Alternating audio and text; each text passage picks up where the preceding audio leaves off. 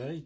It is a very late October monthly Wargames update, and just the one painted unit to review, and this is it, the final 28mm French Franco-Prussian War Infantry for Mentana. You saw these as the work in progress last month, and a lot of work has gone into terrain and other stuff for a game that we shall have a look at very shortly. So I'll just remove Dave the cameraman, and we'll zoom in and have a look at this unit.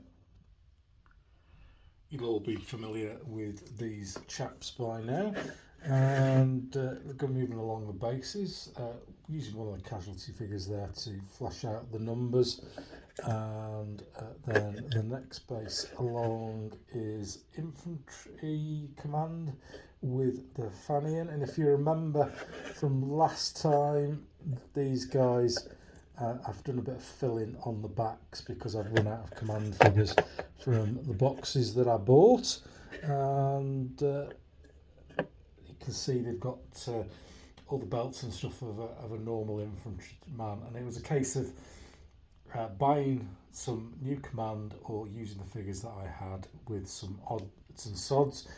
This arm here, for example, with the pistol, comes from American Civil War Cavalry box set, and that's the great thing with the Perrys, you can mix and match the various parts from the different plastic box sets. They fit nicely because they're all done by the same school. So there we go, there is the fourth base just of infantry.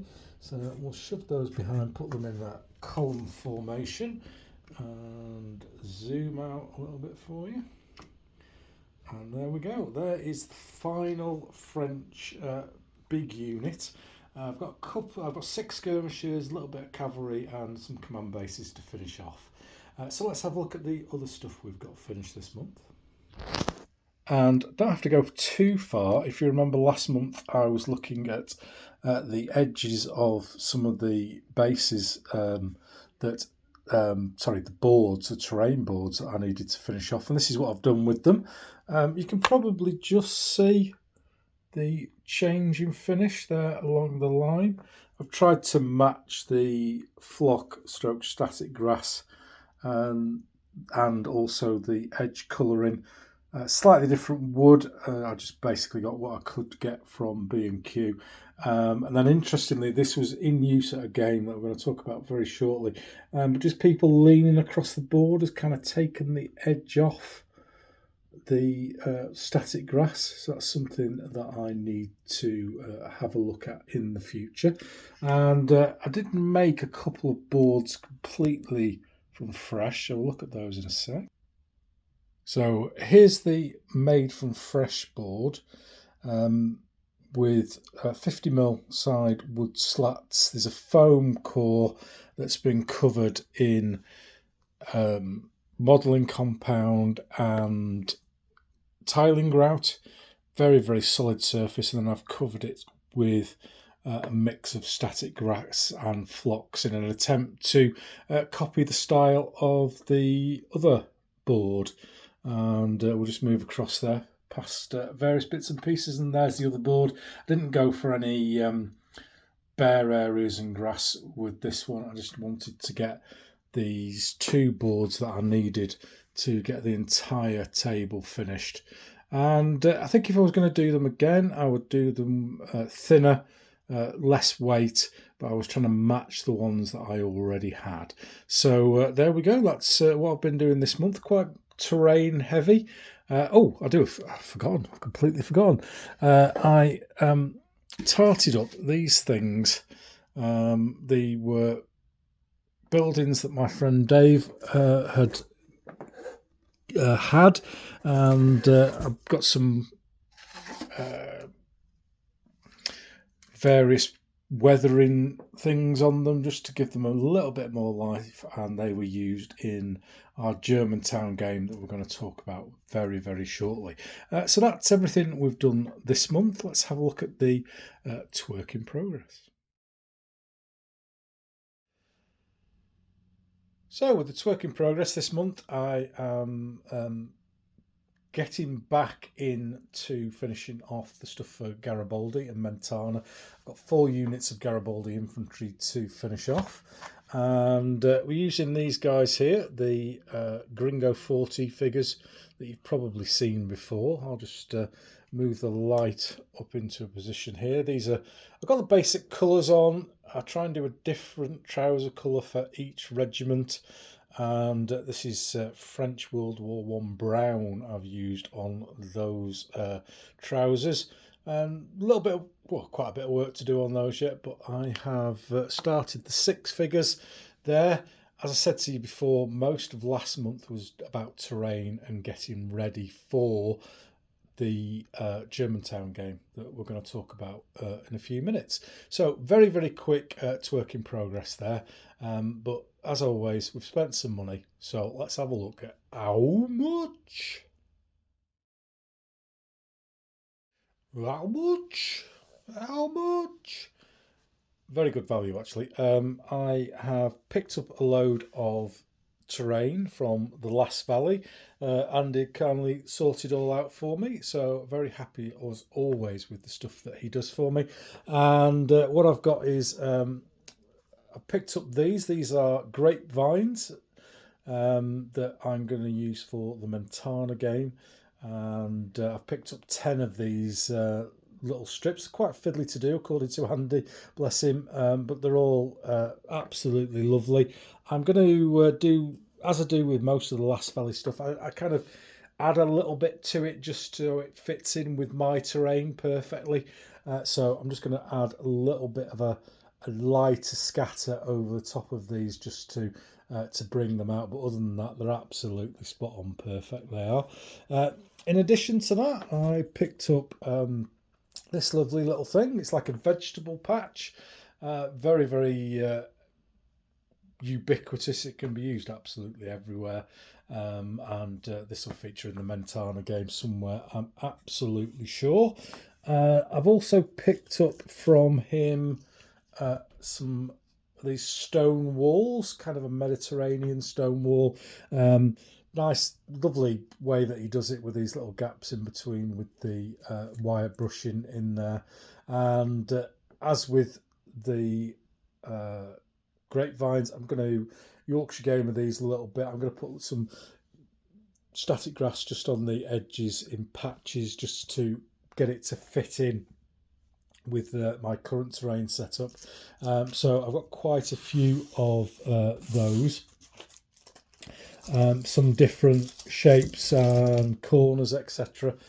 He does these round ones, which would do quite nicely as a gun emplacement, to be fair. They're really, really good.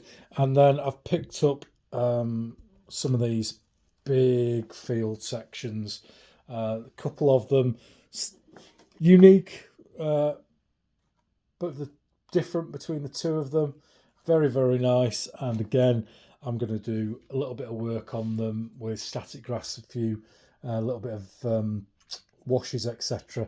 Just again, get them to fit in perfectly with what I've got. But I have to say, the Last Valley, fantastic value, really good service. A little bit quirky as he only works on Facebook, but if you haven't got any of his stuff, I would absolutely guarantee it.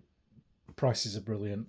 And Andy's a great bloke, so give some support to the Last Valley. So that's the terrain that I've bought. I've also picked up some figures at the recent shows I've been at, Partisan and Fiasco, and I've picked up a Michelouse, or whatever, however you pronounce it. You know, we don't come here for French pronunciation. And I'm going to turn that into the Saxton machine gun that the Papal States had.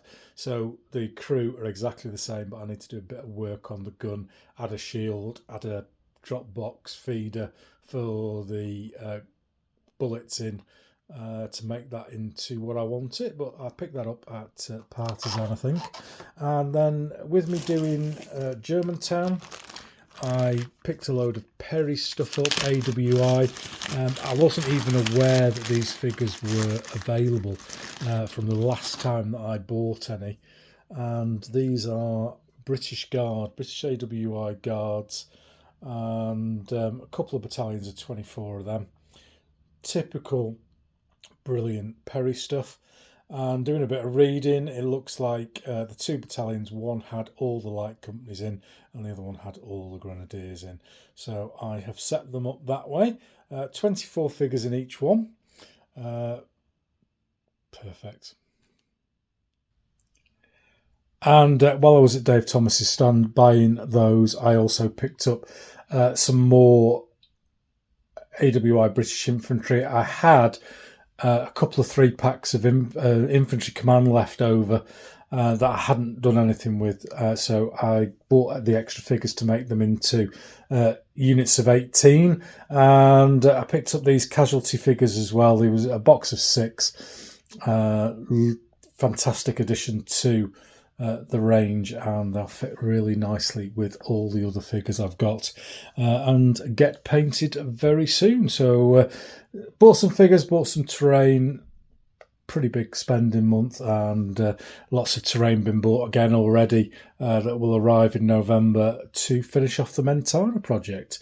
So that's how much we have spent, and we are going to go on the front line for a bit of wargaming action. This weekend saw me put on the 28mm AWI Battle of Germantown game that I was talking about in the previous month's episode. It was the first outing for my new terrain boards that I picked up in Scotland a few months ago, and it was also an opportunity for me to put together and use my friend David Parrott's figures, who sadly passed away in August of this year. And Dave was a fantastic painter, as I've said many times before, and he had a brilliant American AWI range or collection of figures that I spruced up and put together. He also had an interesting collection of 28mm farm animals. As you can see above, we've got some pigs and some sheep and sheepdog and a couple of goats in the background as well. Who doesn't love some animals in their 28mm wargaming? You'll seen last week I put together some flags for the Americans, which you can see here on the right hand side of the picture. We played the game on a 12.5 foot by 6.5 foot table. Strange measurements, I know, but it just happened to be the table size that we had. And we used the British Grenadier rules, which were the favourite set of me and Dave. They're not particularly quick rules, but I think they are the best for the AWI in terms of period flavour. And generally, we tend to play games that we're not looking at getting finished in a fixed period of time. So I quite enjoy the elongated period or the time that it takes. And I think the trade-off in between that and the period flavour, I think, is particularly good. We didn't get a chance to do all of the game during the course of the show. The primary thing there is to have a chat with all the people who are interested in the game. But we got through probably 7 or 8 turns with the Brits on top just at the end. The Americans kind of got stalled with their attack and got a lot of disruption points early on, which prevented them from rushing forward and getting towards the British lines, whilst the British Guards on the right took out a militia brigade fairly early on, as you would expect them to do, and started to push the British flank round to the right-hand side. A great time had by all, and very much a great day.